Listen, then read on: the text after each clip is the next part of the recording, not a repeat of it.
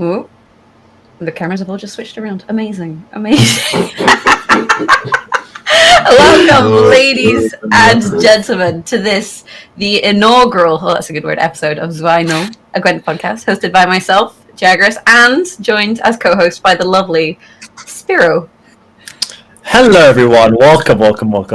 Looking forward to it. Got some exciting news and stuff to talk about today, lots to go through. And we joined together with Gravesh and Pajabol. So welcome everyone. Hello.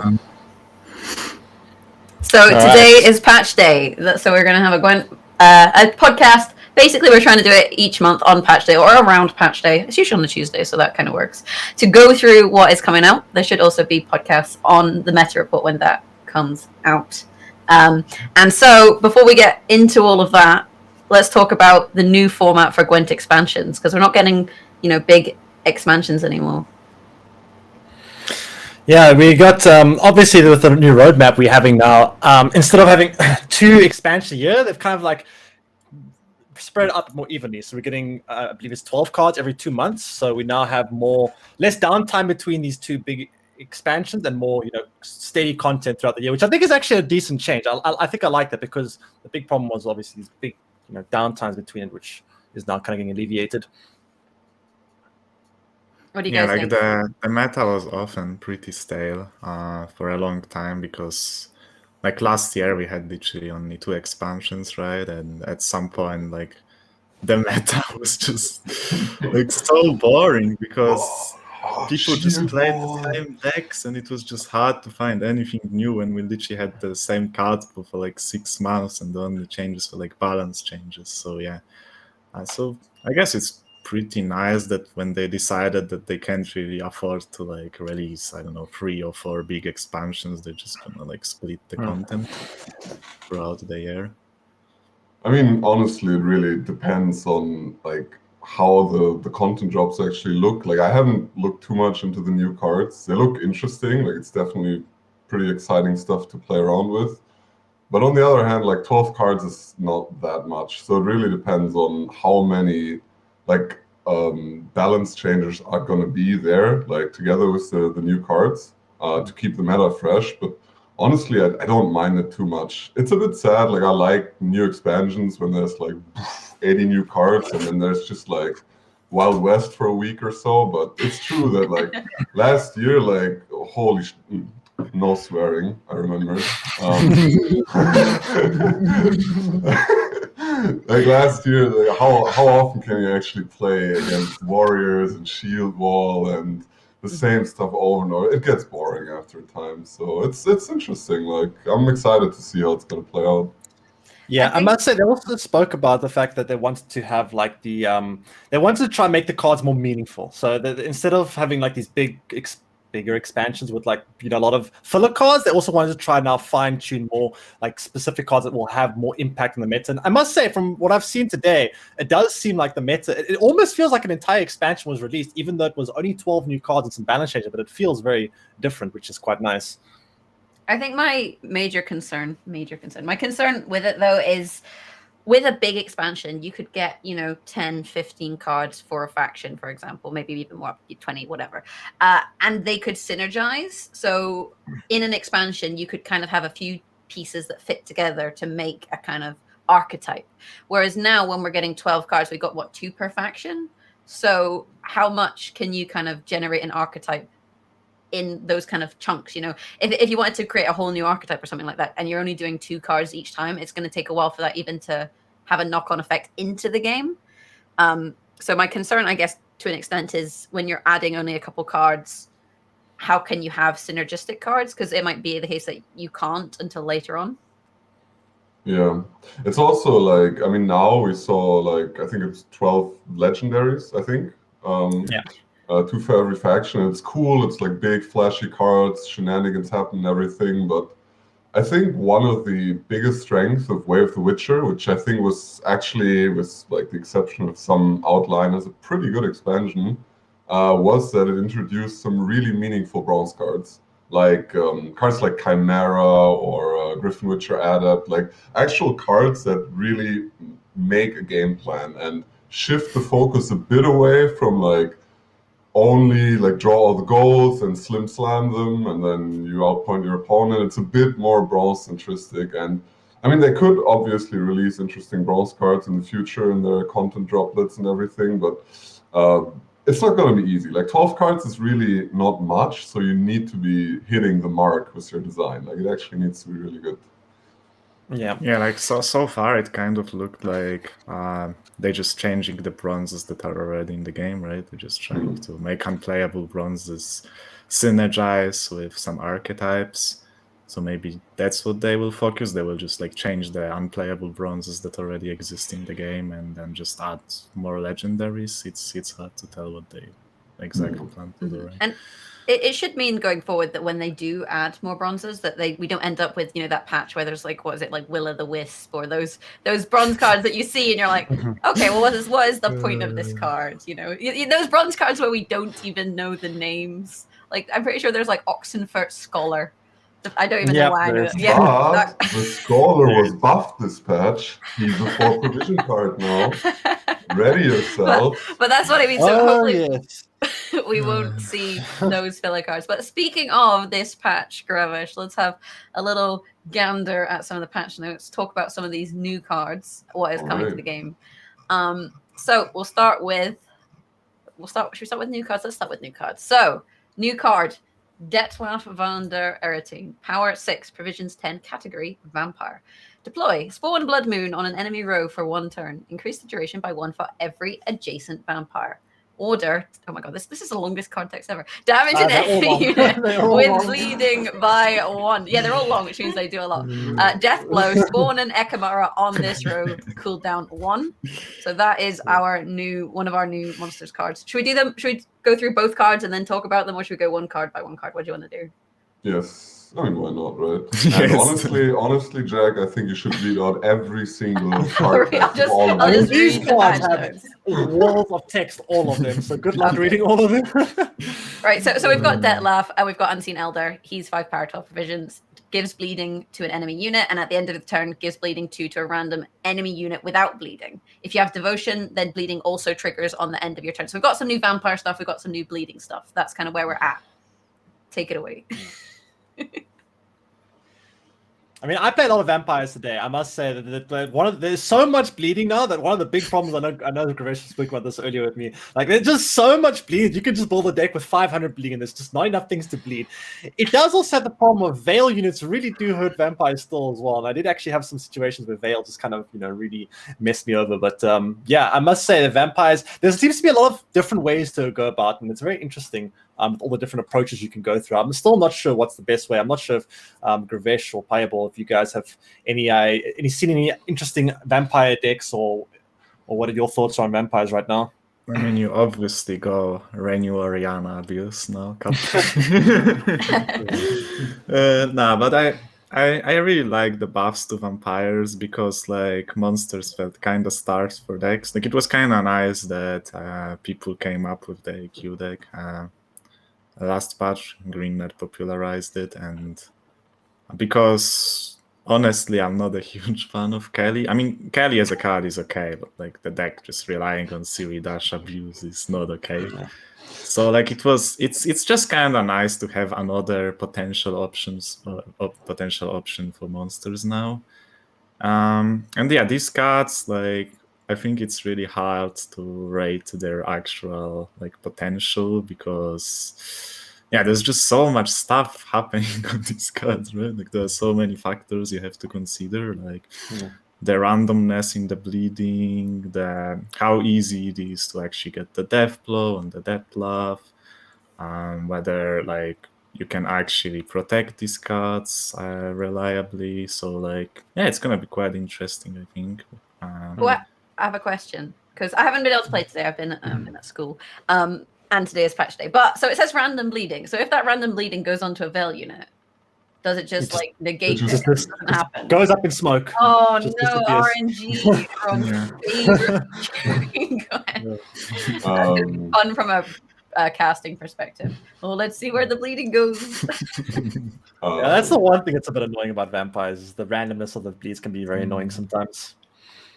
I mean, like, just looking at both cards at face value, I mean, they're both interesting. I think Detlef, to me, seems like the much stronger card than Unseen Elder, because they're both, like, engines in themselves, but Unseen is one less power, it's a lot more expensive, and, like, Unseen is the card that just slams, like, a million bleeding, and I'm not sure if you really would want to go Devotion, which seems pretty important for Elder to actually get like the full value of like all the bleeding shenanigans.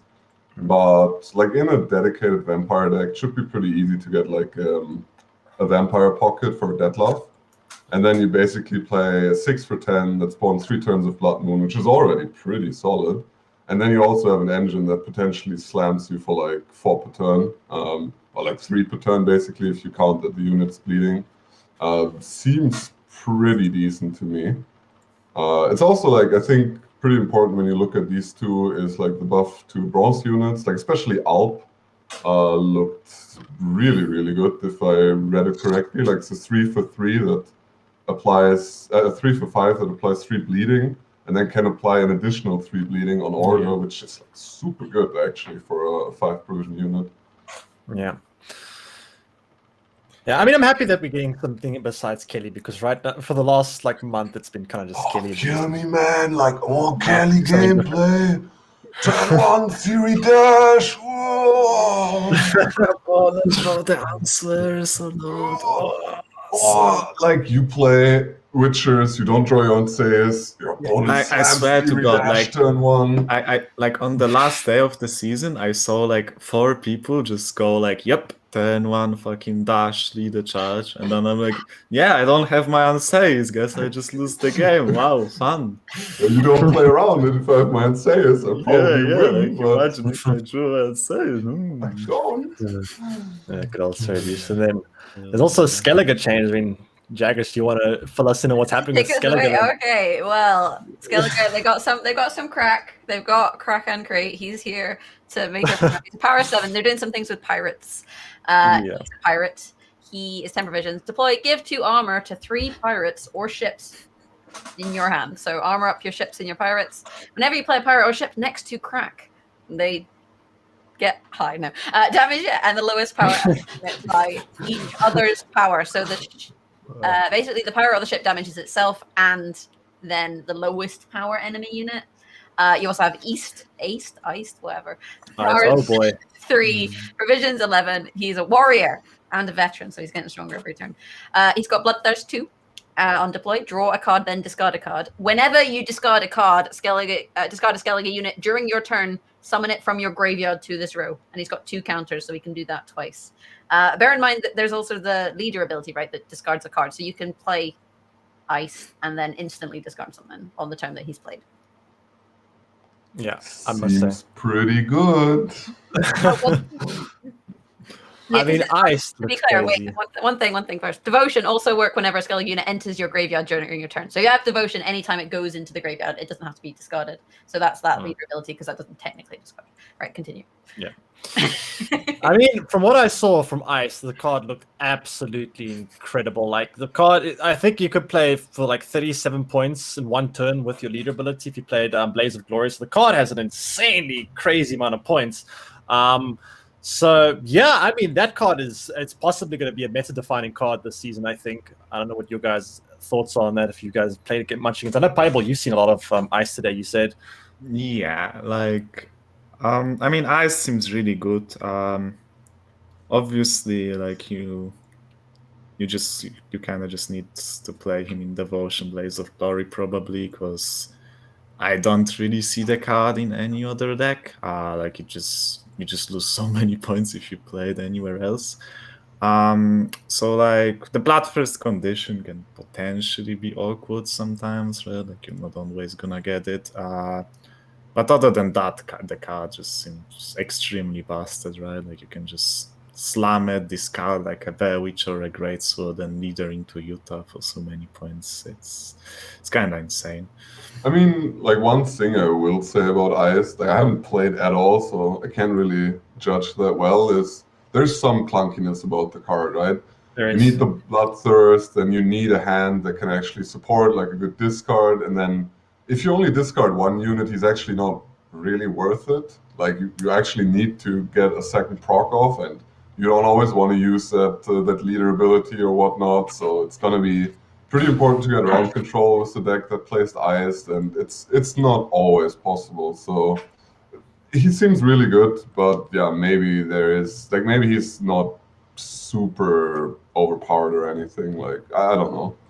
Yeah, like I guess he kind of forces you to like leader on the same turn you play him. So, for example, if you want to like avoid playing into total removal, then you can't because you have to like discard your Utah and then you just play into all kinds of like heat waves and other total removal. And yeah, you're also just forced to discard the Utah instead of like Morg. So sometimes you would prefer to use your leader on like a 5-power engine instead, right? Like it was like we used to play Blaze of Glory Rust patch. So yeah, there are definitely some downsides, but like the face value of the card is pretty insane as long as you have the Bloodfest condition. So definitely there's gonna also- be a meta-defining card. There's also Krach, and I must say, I read through a lot of the pirate, and they seem to be trying to support this pirate archetype. It's an archetype that I swear every time there's a patch, they're always trying to push the pirate and boat cards in Skellige, and for some reason they just never really take foot in the meta. They did another sweep at it, right, where they buffed a lot of pirate cards. They buffed things like the Demon, I think it's called Demon Longship or Demon Lightship. I don't know. It's one of the ships, the ones that used to do 3 damage. They buffed quite a few of the pirate cards, and I haven't seen a whole lot of it on today. I think people are kind of still on the iced hype train. I'm not sure people are going to experiment with pirates, but when I read through the patch notes yesterday, the cards did look like they play for good value, but I'm not sure how well they play as a cohesive unit together, which is still something that needs to be experimented with, I guess. It's tricky because, like, I mean, when we look at the whole piracy thing, at the end of the day, like, you wouldn't download a longship, you know. The problem with piracy is just that the cards that go with it don't really work. And this effect, you know, where it has this thing, whenever you play a pirate ship, damage it and the lowest power enemy unit by each other's power. So, like, if you play a ship that's got armor, it's going to remove its own armor, and then it's going to damage the lowest unit by its power, which often you're losing out on points there because it's not going to hit, you know, necessarily something big enough, because a lot of decks have lots of little ones, for example, like like Arrakis Swarms, and decks which have those kind of small power units are going to block. There's also situations where a small power unit could be something that you specifically don't want to kill, you know, like Redanian, Flying Redanian and those sort of situations. So this whole damaging thing just feels really awkward. Like Krach's ability is, in my opinion, mediocre. I mean, I would just call it straight up trashed here. Like, I don't know what this card is about. Like, I mean, I know it's like the love child, like in the home office. They're like, come on, this patch, we're gonna make pirates viable, guys. Let's do it. But for some reason, like, they need to print like a Blood Eagle for pirates, and then we can talk about it. I mean, some of the buffs did look interesting, but honestly, like, the problem with Krach is, when do you play this card? It's a 7 for 10 at face value that gives like potentially up to 6 armor to things in your hand.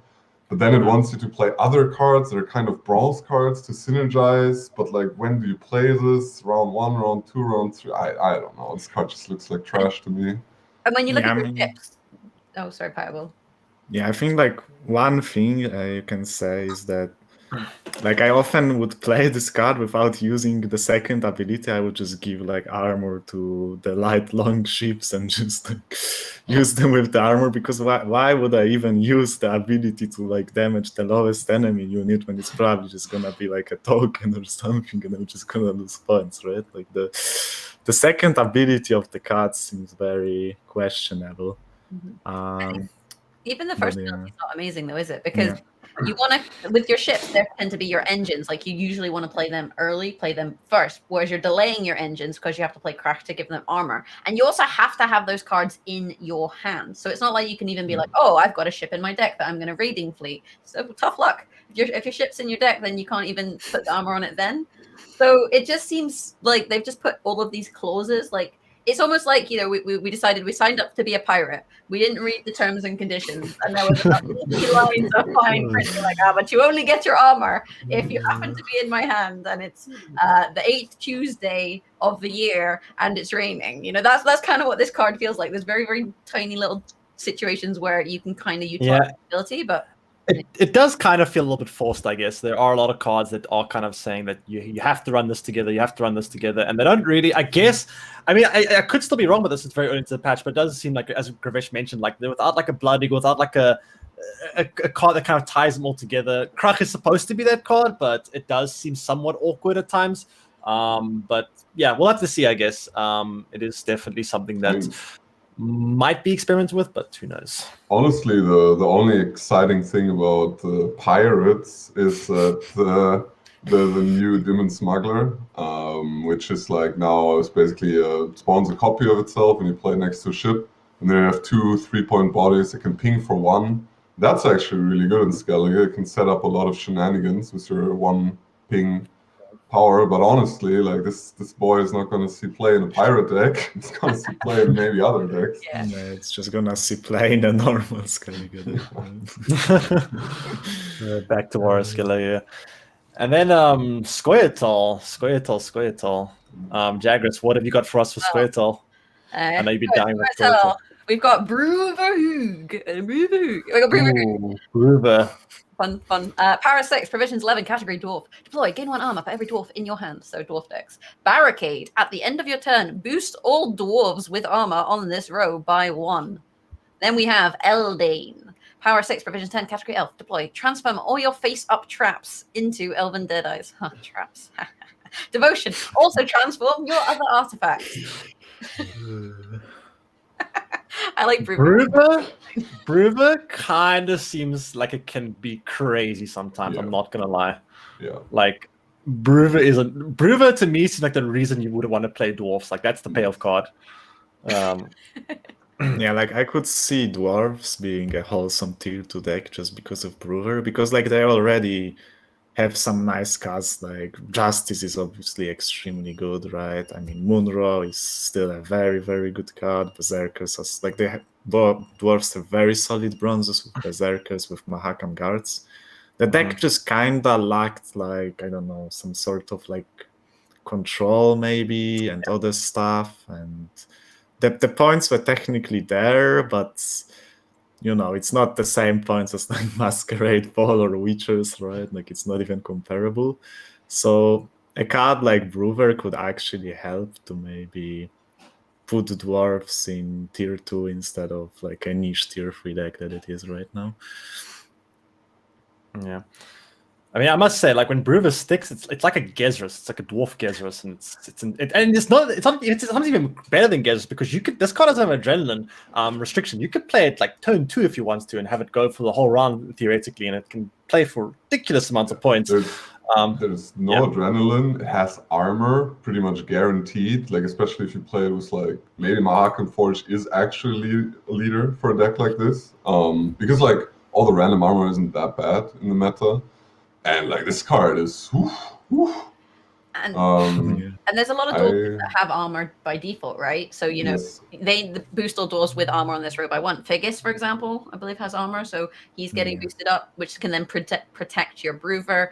You've got a bunch of dwarves that just play with armor, and you've already got armor synergies in dwarves. You know, so I can see it kind of slotting in and potentially bringing the deck up a level. With that said, it's kind of one of those cards where there's not that many things to control in dwarves because there's not, you know, huge numbers of dwarves you necessarily need to deal with straight off the bat.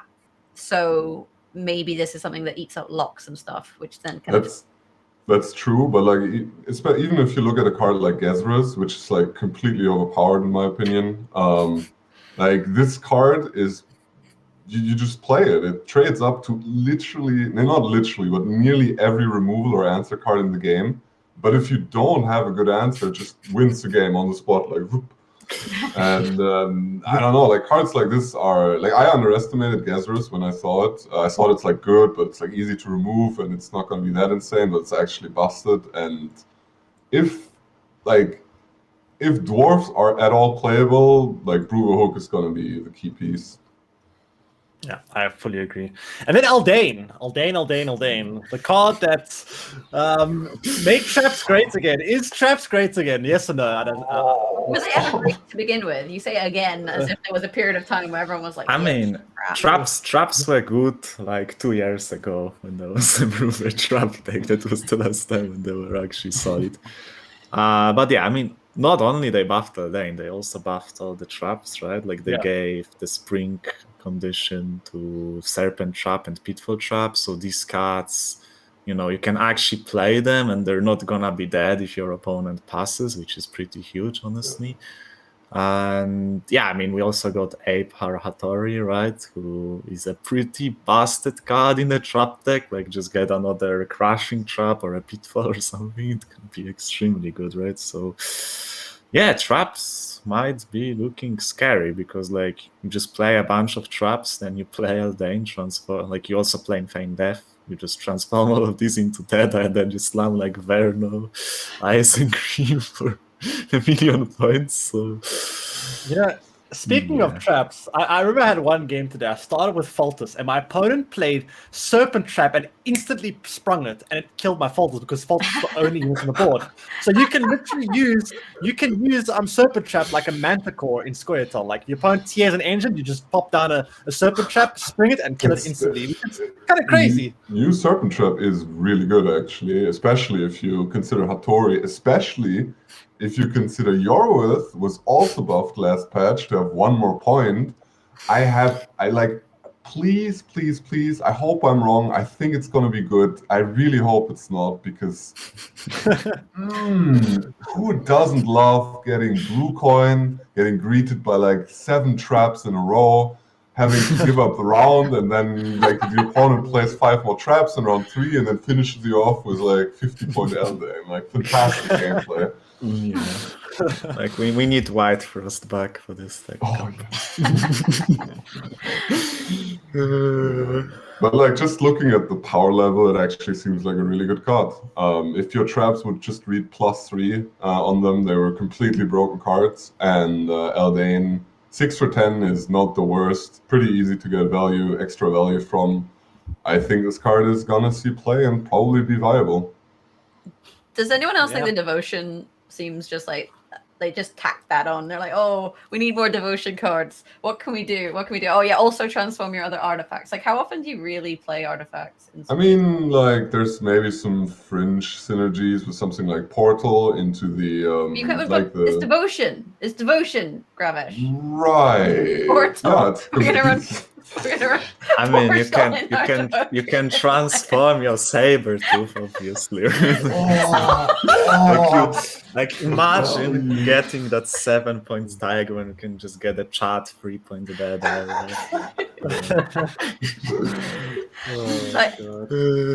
So what ST artifacts are there even that you would like? There's a couple. There's like several of them. Several. Like I must say, I must say though, like, I like that they added more devotion cards, because the thing is that I've always found like kind of annoying about Gwent is that whenever they add like an expansion, they kind of like add like a gimmick if it's evolving cards or devotion or whatever, and then they kind of don't really go on to expand that in later. So it's nice to see them actually like adding more to pre-existing mechanics and whatnot and trying to expand upon them. So I think that's actually a pretty good thing. Which I'd like to see more of in further mini expansions, whatever you want to call them nowadays. Yeah, I just think this devotion choice is odd when Squirtle doesn't really have Squirtle only artifacts, Like, oh, we'll transform artifacts, but most of our artifacts are neutral, but we're going to give it devotion. Like, I don't know. I mean, it's a bit of the CDPR sledgehammer approach, because all the other factions had one card that had devotion, so we need to add it on one of the ST cards too. I mean, it's, I guess, like a very fringe upside. Maybe I would need to look at the deck builder. Maybe there's like more to it. But yeah, mostly if you play like these trap abuse decks, they are probably not going to be devotion anyway, because you want cards like the Heatwave, maybe even Curse of Corruption, shenanigans like that, and yeah. So let's go Northern Realms next. New card, King Foltest, I apologize. Power 7, Provision 12, category human. The first time a bronze unit on your side of the battlefield is boosted each turn, spawn a base copy of it at the bottom of your deck. Devotion also boosts the spawned copy by 1. So there's some more devotion. New card, Queen Meave. Power 7, Armor 2, Provisions 10, category human. Inspired. At the end of your turn, lower the counter by 1. Counter 3. When the counter reaches 0, boost all allied units by 1. Yeah, Northern Realms. These cards are both complete trash. Let's go next section.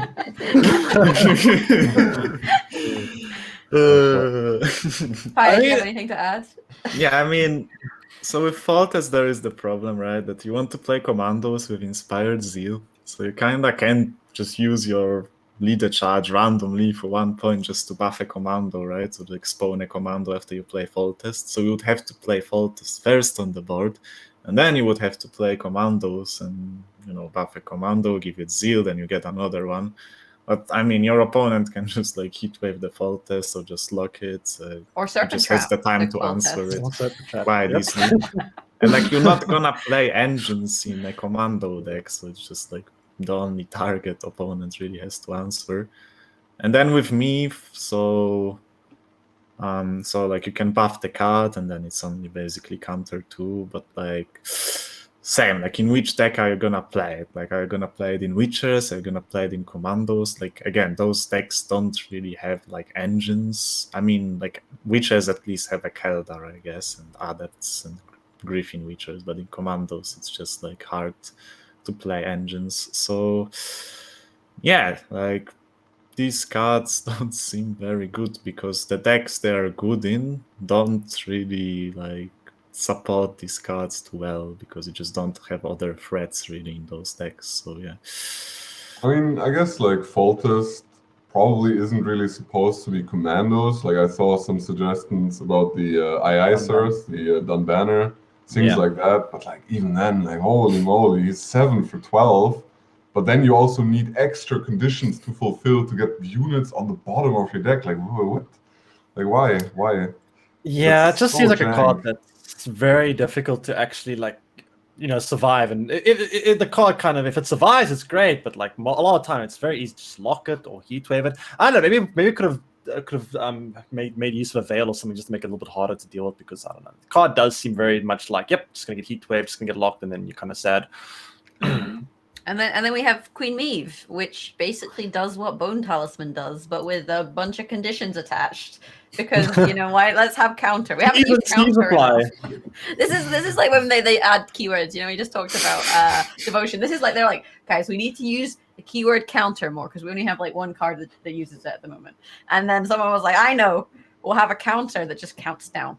And then after 3 turns, it'll do something. And they're like, oh, but we added adrenaline that kind of does the same thing to delay playing cards. And then like, no, but we need to use counter, you guys. So I've got a great idea.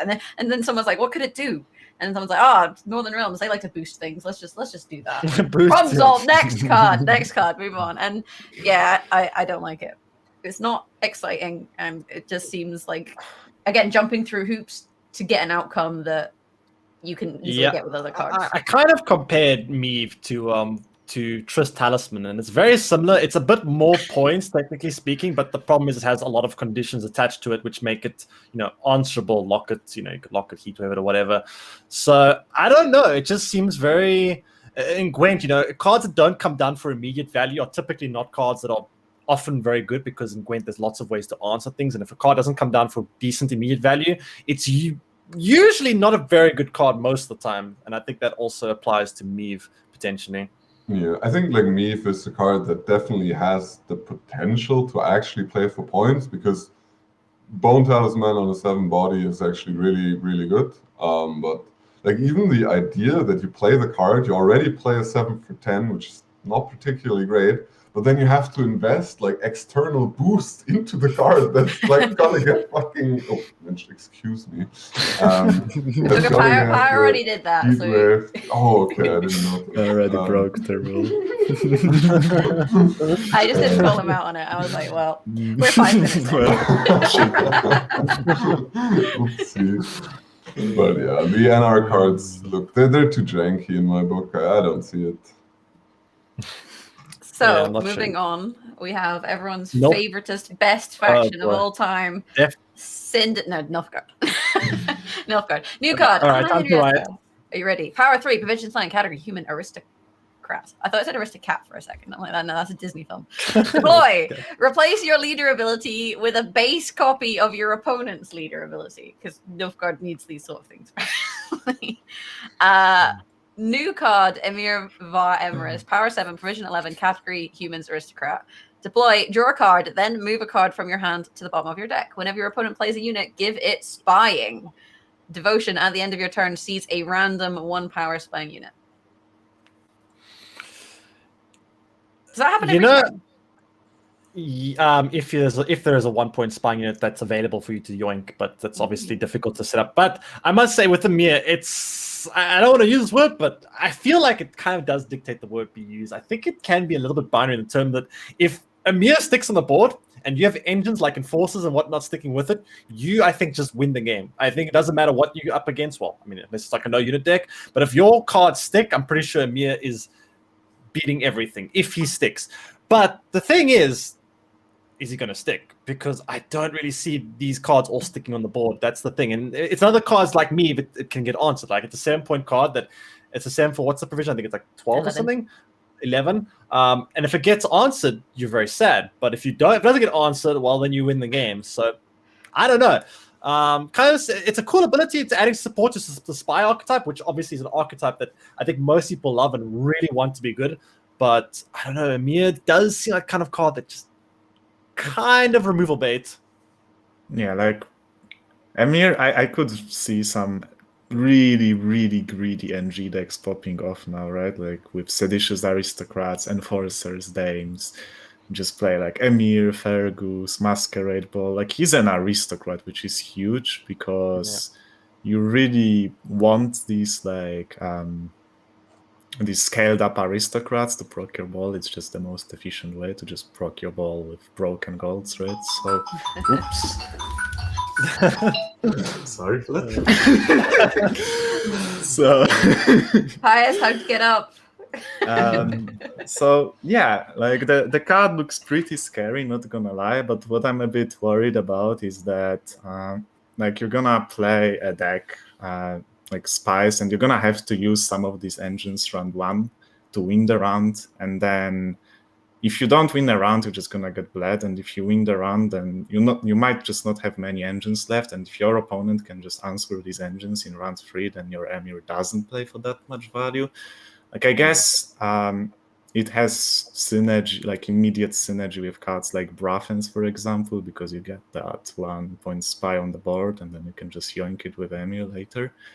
So it's not that bad, but yeah, it's a pretty interesting and potentially binary card that can just like win the game on the spot or just be pretty sad.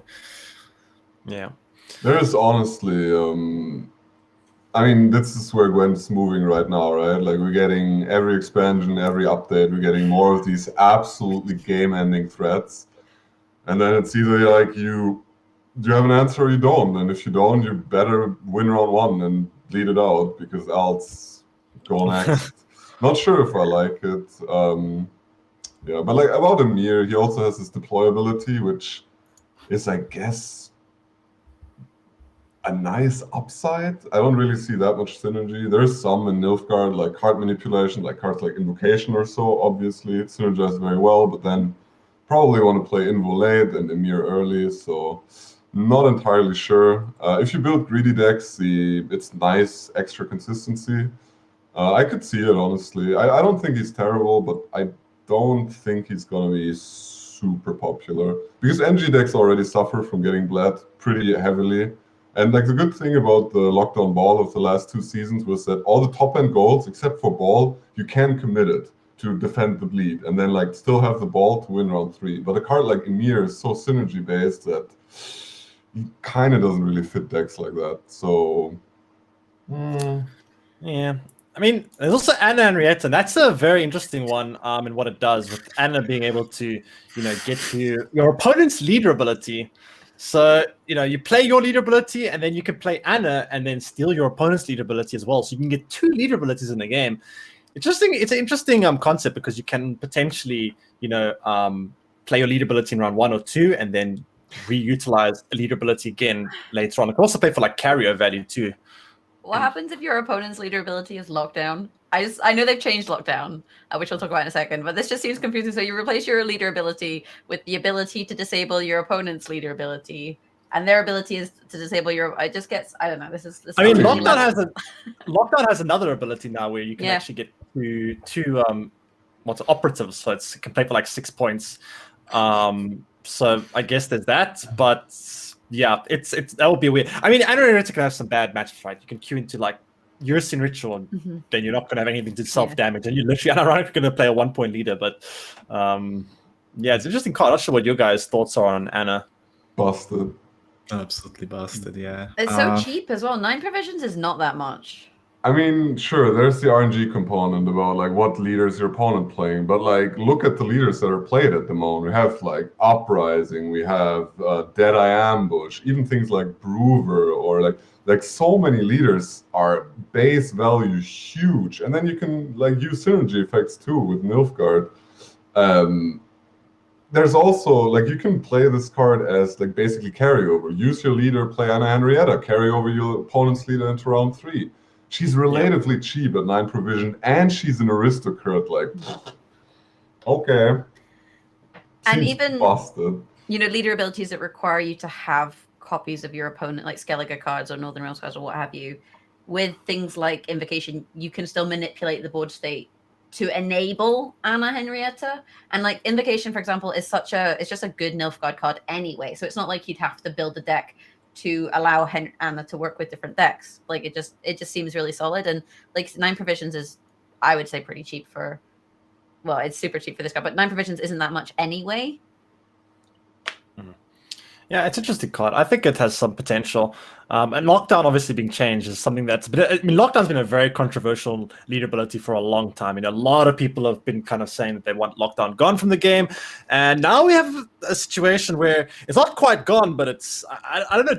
How do you feel about Lockdown the way it is now? Do you think there's some place for it still in the meta, or do you think it's now kind of dead? What do you guys think? Like, I think it's the step 3 in CDPR's ongoing experiment. Like, first it was Invigorate, then they thought maybe we can make a leader as bad as Invigorate, so they printed the new pincer maneuver, and then it was like, but like it's actually not as bad as Invigorate, so let's make new Lockdown, and then we're finally gonna get there. And I think they did it. I think they nailed their goal, because this leader is just completely unplayable. It's just like, I'm not sure why is it even fat in provisions, because this ability is just like, so bad. Like, so often it's just gonna be a 6-point leader. Like, want, like, so often you just want, for example, last say with NG, but then your opponent first say just uses their leader, and like, nice Lockdown move and great leader ability. Like, I get it, and sometimes you don't want to use your leader early, right? Like, it could deny some points on like Uprising or other stuff like that. But like in reality, the leader is just I don't know, pretty garbage in my opinion. So yeah. See, I find it contradictory because CDPR, they're always like, Lockdown exists and it keeps other leader abilities in check. It's like if one leader ability gets 2 out of hand, Lockdown exists, that you can make a deck that kind of counters that. And then they say, like, with its ability to completely remove a dimension of the game, Lockdown was a problematic ability. And it's like, you're saying one thing and then you're doing the opposite. And I don't know, I never felt like Lockdown was... Honestly, I agree with CDPR here. I think Lockdown was toxic, and I'm very happy to see it gone. Very, very happy, actually. Because like, if you look at the Vi meta that we had, start of the expansion, even first month, you had Vi, which was like completely busted. And then you had exactly one leader. Like, you didn't have a meta evolving around countering Vi. You had one leader that completely ass-clapped Vi, like 80-90% matchup. So then you actually, instead of getting a meta where everyone tries to beat the top dog deck, you get a meta, like you get a triangle. You get the busted deck, you get Lockdown, and you get all the other shit that actually counters Lockdown. So then you just play slot machines all day long on the ladder, just cue the right matchups, and it's just so annoying. But you could make the same argument, like the only reason that Lockdown was an issue there is because there was a meta busted deck. So as long as CDPR doesn't make meta busted decks, then Lockdown isn't an issue. So it's like, exactly. which is your poison? But so who's your poison? Is your poison Lockdown, or is it? But I think, like, my argument is that if there is a busted deck and Lockdown can be an answer to it, it just makes the meta much worse than when there's no Lockdown to answer it. Because then there's an organic meta that's going to develop around countering the top deck, instead of just a meta where Lockdown is a play deck that just farms this deck. It's just, having like one good deck and everything trying to catch up is so much more enjoyable than playing a triangle meta, like in general. I tend to agree. Lockdown was definitely something that has been quite controversial for a while, and I think people are quite happy to see it gone. Gone. I like what you're saying. It's gone. It's just still. I mean, it's probably gone. I think it's gone. It's gone. I think it's gone. It's gone-ish. It's pseudo gone. Yeah. Okay. So I think last but not least for our factions, we have good old Syndicate.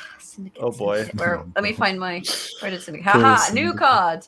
Cleaver. Power 1. Armor 2. Provision 11. Category. Dwarf. Crow splitters. Is that Crown. a typo? It should say crown splitters. CDPR fix your pronunciation.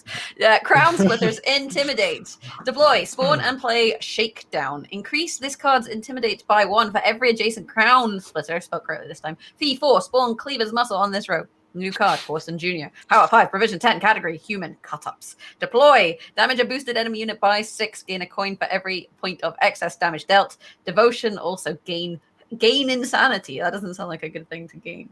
Fee 3, destroy an enemy unit with 3 power or less. Okay, we're good. Continue. That's a mouthful.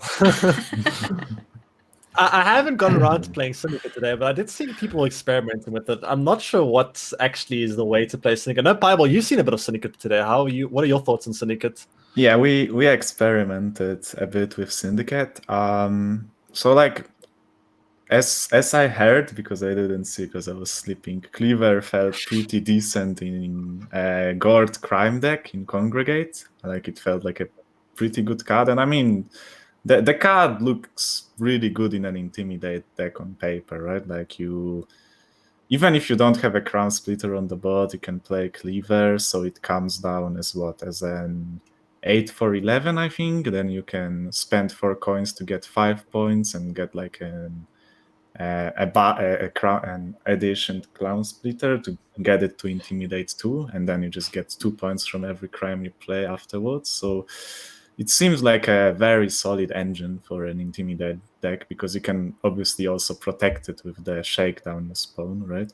But yeah, it's basically like we tried it a bit in like some mid-range Syndicate too, but it seemed pretty bad, so it's probably just tied to crime decks. But yeah, I think the card is pretty good in a crime deck. And then, I mean, Horson Senior or Junior? Junior. This card is somewhat interesting. Like I believe it can do is it 6 damage?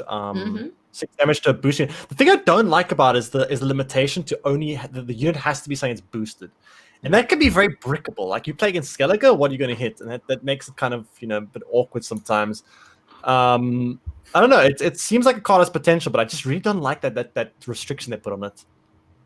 I'm not sure. But then I don't know. You can argue that there's other cards that have that sort of restriction. Like if you look at, I guess, Morkvarg, he needs something boosted as well, right? That's his whole point. So the thing with you have cards that Morkvarg do that is, as well. Like if Morkvarg hits a good target, like a thick Hammered Riot or something else, the card is really, really strong. But Horson's power ceiling is not actually that high. Honestly, I think Horson is not that great from looking at it. Maybe the Insanity fee ability is more interesting, but I kind of don't see it. Like most of these low value cards aren't actually that threatening most of the time.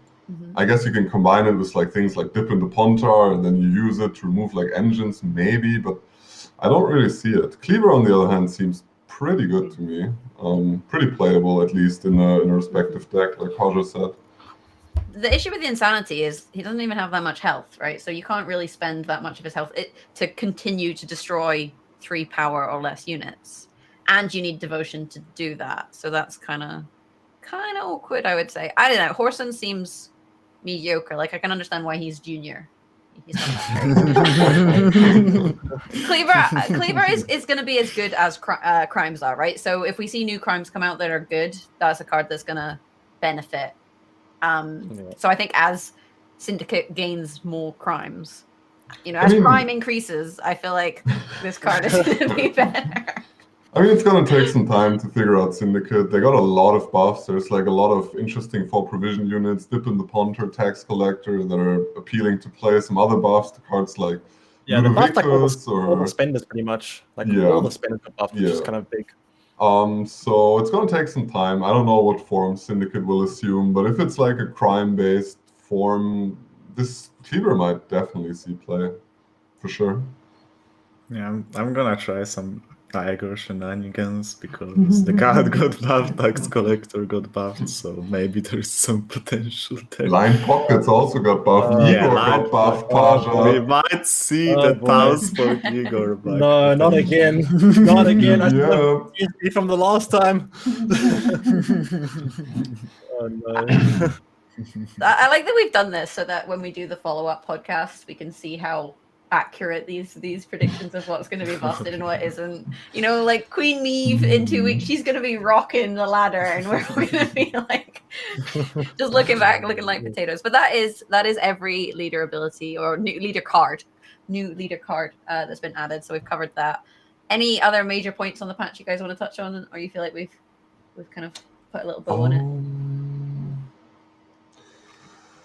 Not much. There's some changes to leader abilities, which I'm not sure I agree with. I don't think Ursine needed a nerf, honestly. It was quite well balanced. I'm not sure about the Carapace change. I think it's time to actually nuke Siri Dash. This card is unhealthy. Just get rid of it. Like, just come on, CPR. We know you like the janky cards like Haraquax and Angoulême. Like, I hate them, but Siri Dash is probably the most toxic of all of them. So just get rid of it, like free us. I feel like there's always been toxic series in the game, though. We had Siri Nova once upon a time. Remember that good old 24-point last card? Nova Bruva. Aye. Exactly. So there's got to be a toxic series. It's just the way of Gwent. I must say one thing I'm really happy about is the fact that Clogger's got kind of changed. I'm not gonna lie, like I think in the last meta wouldn't actually feel bad if not Cloggers, but Cloggers actually made the gameplay experience really unenjoyable sometimes because there were just so many games. You queue into clock, you miss your Oniro round 1, then you get clocked, you never see it, and you just lose to 13-point mental, so there's literally nothing you can do, right? You literally have no agency in the game. So I'm glad that these cards got nerfed. I mean the deck still might see some play, but it won't be. I don't think it will be good anymore. Because people actually got such good scores with it, right? Like Mayamon got to 27-41 with Imprisonment Clog, right? That's actually insane. The thing is with these decks, it's like Mill. You know, even if it's absolutely terrible, someone out there will still try and play it. You know, I still very occasionally will see someone trying to play Mill, and I'm like, oh, you're going to get 2-0'd. Enjoy this experience. So even with the Cloggers nerf, that guarantee there will still be people out there who are like, yes, this is what I'm going to do with my time in Gwent. 100%. For sure. And the clog cards themselves didn't actually get nerfed. They will 100% be clogged. Like Double Maddox probably still a respectable deck-ish, at least like low tier 2 or so. Okay, but I think that's a good note to kind of conclude patch notes, and let's talk about ladder. Let's talk about last season. I feel like we might have some split opinions about how did the ladder go for you, Gravesh? How was ladder last season? I mean, I don't know who does Gravesh do this. I just know some random headbutter that slams the ladder. It's like the problem of ladder for this season 3 of Masters so far has been 3-week seasons. It's actually a pain in the ass. Like last season wasn't actually a 3-week season, but we didn't know up until a week before the end. So it actually was one effectively. Now we have another 3-week season, and we see the people at the top of the ladder is just slamming games. Like they play 800, 900,000 games, and it's a lot of Gwent if you want to keep. Wow. It's a lot of Gwent if you want to keep up. So I will say that the general meta has been, like Paja said, it's actually pretty decent, except for stuff like Cloggers just ruining your day, or Kelly, that makes it super unenjoyable. But in general, ladder has been pretty okay, honestly. I don't know what you think, Paj. Yeah, Sometimes I actually enjoy the game when I just didn't clog or Kelly, because then the game was actually pretty enjoyable. Like a lot of matchups were actually pretty close in this meta. Like the whole triangle between NR, SK, and ST. All these matchups were like really close and like required a lot of skill to actually play.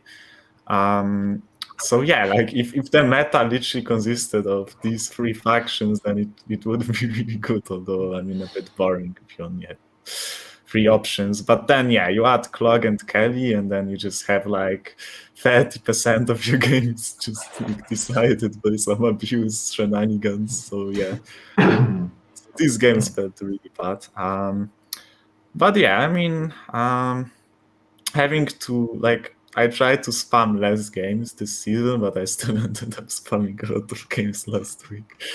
Because I mean, yeah, like with a pretty short season, you kind of just have to jam a lot of games to climb. Like you can get an insane win rate, but you're just not gonna be able to finish high with a low amount of games, especially since like the scores were actually insane this season, right? Like so many people got above 10.6k, which is not really normal, right? Like most of the time 10.6k is a score that wins you the season, and now like we had 6 people above 10.6, so like that was pretty crazy too. But yeah, I mean, Spyro, what did you think about the season? I just want to say before. Pardon? You were what, 34? I can't remember. I actually didn't even check my position. I have it in front of me. I'm just testing you. You were 34. All right. I mean, let's play some ladder. Enjoy the season. Try my best. Enjoy the season. Unless it's like Bible said, there's a million cloggers on the ladder, then it becomes a lot less enjoyable. But I'm glad it's nerfed. And before we kick things off, or end things rather, should I say, just everyone in chat, if you guys have any questions you want to ask anyone here, ask them now, and we'll try answer some of the questions we might spot. It doesn't have to be Gwent related. We've actually been encouraged to ask you guys questions so that people can get to know you as a person. You know, that's like for example, what is your ideal date? Oh boy, you guys open Pandora's box. How much is your outfit? Spyro, do you have any questions for Paya or for Gravesh? I got a question for Pajabol, I guess. How is things like after Masters? Like obviously you being the winner of Masters, you know, kind of declimatize and get back into the swing of things. How's it been like? You know, has there been any shift in anything, or is it just kind of business as usual afterwards? So I mean, literally nothing changed in my life after the Masters. Yeah, imagine actually doing anything with the money I won. I mean, yeah, like the only thing that changed is maybe my mentality a bit. Like it obviously gave me a huge confidence boost, and yeah, that's kind of it. Like it didn't actually change that much in my life. So yeah. Oh, here's a good question. Words of a winner. Here's a good question from Kung Fu Rabbit. What names will you use for your alter egos to keep up with teammates? So to clarify this, Cyber's changed his name to XXX Dark Kevin XXXD with some numbers in it. Kuner is now Harry Potter 98. And Gravesh, what are you? Just headbutt play. There's also like some other TLG members like Your Mother and Dark Gravesh. So like but who's Dark Gravesh? Is there actually a Dark Gravesh? There's actually an XX9 Dark Gravesh with some numbers and shenanigans. Honestly, like the funny thing is that I like someone told me this, I didn't know this.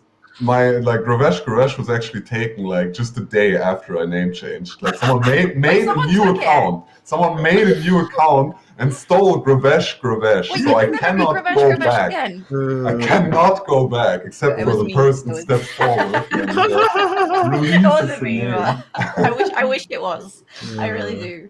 So yeah, I mean, it was just supposed to be a joke. I'm not sure what. I'm probably gonna change it again. I'm not sure what it's gonna be though. I'll have to come up with something. Yeah, I mean, I made a bet that when like if I ever don't make top 16, and I'm switching my name to Monkey Boy, so yeah. If you Oh, don't no. make top 16. Yes. Oh boy. Oh, If I ever don't wow. make top 16, I'm gonna change my name to Well, Monkey Boy. Kind of Where are you hoping that going? Oh boy, I haven't really given any thought. I mean, I've always had my name, just my very simple plain name. I haven't really thought of anything. I'm not really sure.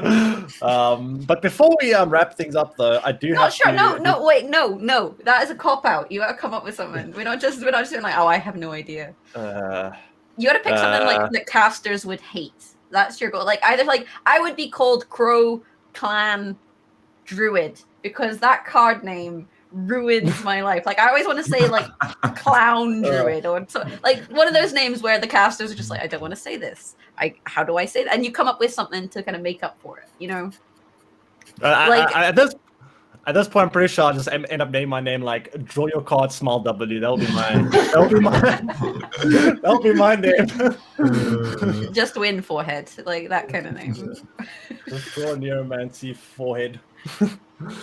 Oh boy, but yeah, before we wrap things up, I guess the one last thing I want to talk about is what are your guys' thoughts on the format to Gwent Season 3? I mean, not really much has changed. They've just introduced, I guess, crown points for I believe it's 3rd and 4th place now to give people like some kind of reward for finishing, you know, in close but not quite there.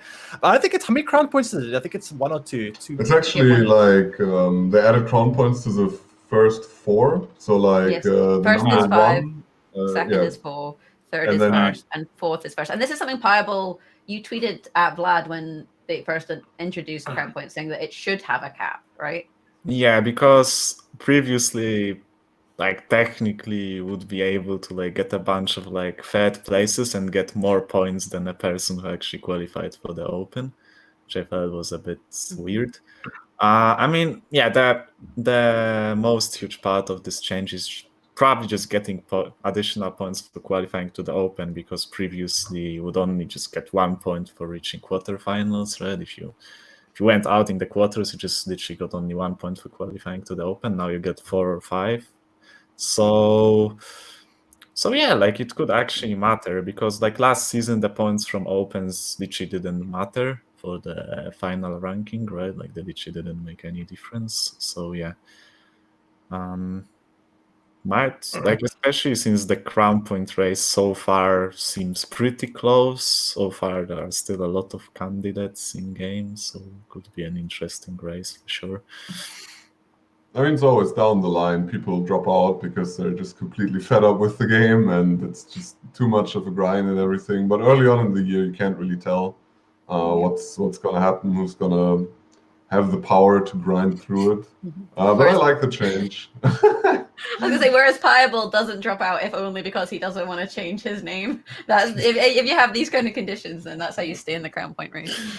I mean, I for one would love an Open where Monkey Boy fights against Dark Kevin. Like, I think that sounds pretty fun to me.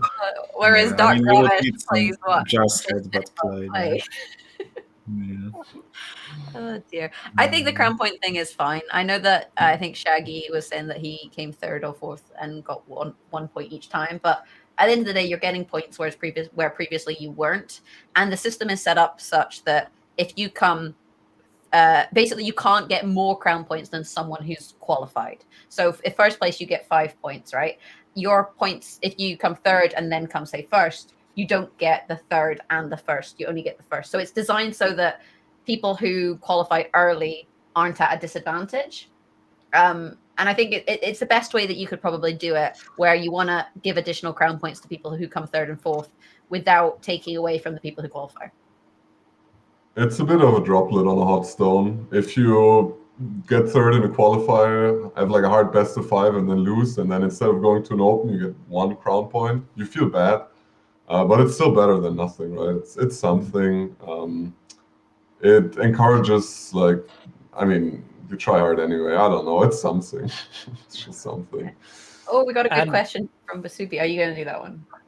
Yeah, I was going to say, was to be asking, do you think that the online qualifier is going to be a pleasant environment for both players and the viewers? Because obviously, with regards to qualifiers, you have sometimes they're very long, and it can be very tiring for the players to play in these long tournaments. But at the same time, I know there were a lot of talks of last time around. Players mentioned that for the first, I think 2 or 3 rounds for top 16 to be single elimination can sometimes feel bad because maybe you have a little bit of an unlucky game and then you're instantly out of the top 16 qualifiers. I'm not sure what your guys' thoughts are on that. Are you happy with the way it is now, or would you prefer it to be more double elimination probably all the way through or whatnot?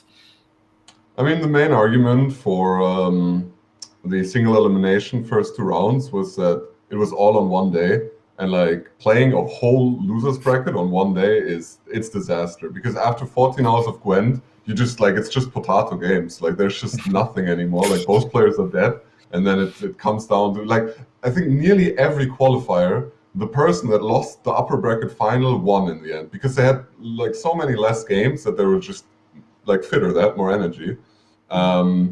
We asked CDPR a bunch of times to just do it on a whole weekend for top 16.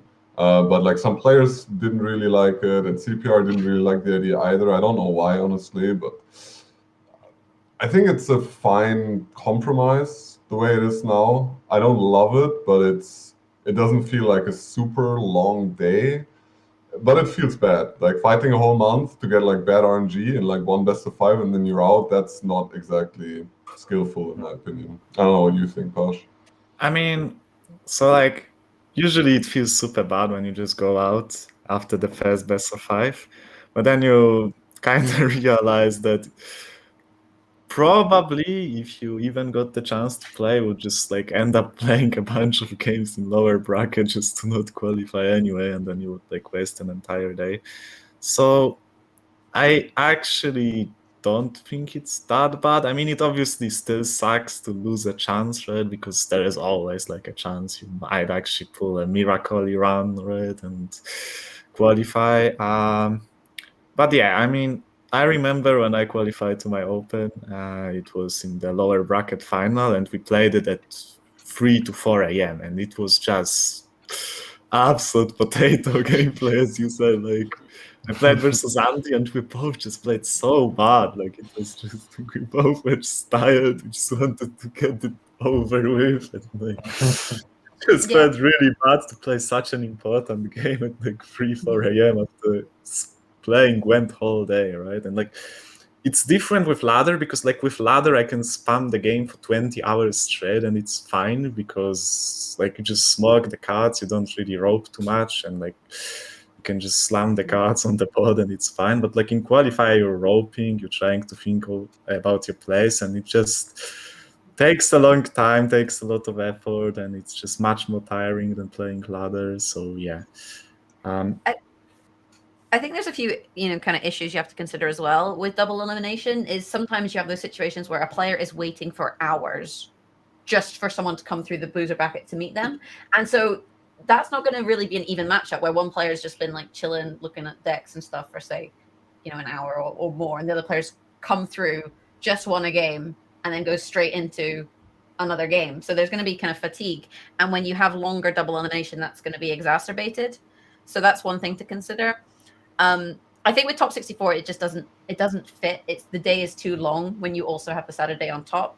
But maybe something they could consider moving forward is to split top 16 into 2 days. So you play a certain amount through the bracket on Saturday and then do the rest on Sunday, which helps to deal with issues of fatigue and gives you that chance where you've grinded ladder, you've got top 16, you've gotten into the bracket, so you actually have a good shot at qualifying. Whereas top 64, to get into the bracket, you have to win day 1. So that's almost like a filtering process anyway. So if you get to day 2 and then lose, well, just be better. Yeah, but I mean, for top 64, it's better. Right? We even tried this. I think we had 1 or 2 top 16s last year where we actually played on Saturday and Sunday. It felt fine to me, but it's also nicer to get it done in one day, because with 2 qualifiers every month, if you're actually grinding for top 16 a lot, it's a lot of time, right? And it's actually nice to have some weekends and some days where you don't have to play Gwent. I mean, I'm kidding, obviously, because on the Sunday, then you just jam ladder. Yeah. Headbutt play. I mean, This it'd be like Cams. He got knocked out of the tournament, and then Go straight back to ladder. straight into Cams. like, yeah, when qualifiers were like top 16 qualifiers were split into 2 days, they basically kind of took 3 days away because you would spend like Friday prepping for qualifiers, and then if you actually did well in top 16, then you would have to spend another 2 days. So like, it can be really bad for ladder, because especially like in a short season like this month, like, I mean, they extended the season thankfully, but like if this was only a 3-week season with qualifiers, it would actually like have a huge impact, right? That like the people that actually did well in qualifiers would be in a worse spot on ladder technically, because they would just have way less time to actually slam games. So like it's always the problem that qualifiers are kind of crushing with ladder. Like some people just tend to focus on ladder instead of qualifiers, and just like don't really put much thought into lineups, just bring ladder decks, right? If they do well, then cool. If they don't do well, then whatever, just go back to ladder, right? So But before we wrap things up, I just wanted to let everyone know for the podcast. This obviously being the first episode of the Zwei Null podcast. We are planning on doing this, I think, a bi-monthly basis, like probably about every second week. So be on the lookout for more. We will obviously keep the content coming. So Yep. Next podcast will be roughly around when the meta report drops for TLG. So there's TLG meta report. There should be a podcast to go with it. There's no meta report tomorrow? Like, meta report when? Hello? But it's Team Lazy Gaming. Like, we're just Team Lazy Gaming. So I guess our conclusion is, who wants qualifiers to be longer? The answer to that is people who lose. So the conclusion is just don't lose. That's my advice, really. And on that note, just don't lose. Top tier Gwent advice. I think we're just going to wrap things up. But we need to mention the TLG Invitational qualifiers. Yes. Of course. So the broadcast for that will be this weekend, I believe.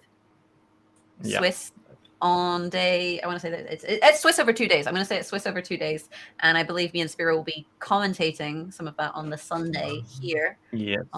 On right here. In gaming, right here in wherever we are. My house is your house. That's on Sunday, and there is going to be more content coming out on the Team Leviathan Gaming Twitch channel, so make sure you're following for that sort of thing. Any last remarks, Gravesh? Anything you want to tell the people at home? Just headbutt play. So my advice is just win. Your advice is just headbutt play. Have you got any advice? My advice is just draw your cards. Just draw your cards, Pavel. Just don't get clogged. And on that note, this has been the inaugural episode of the Zwei Null TLG podcast. Thank you everyone for tuning in. Make sure you follow us on wherever you find podcasts. Where do people find podcasts? The internet. Follow us on the internet. And now we wave at the camera and wish everyone a lovely evening. Bye-bye. Bye. Bye.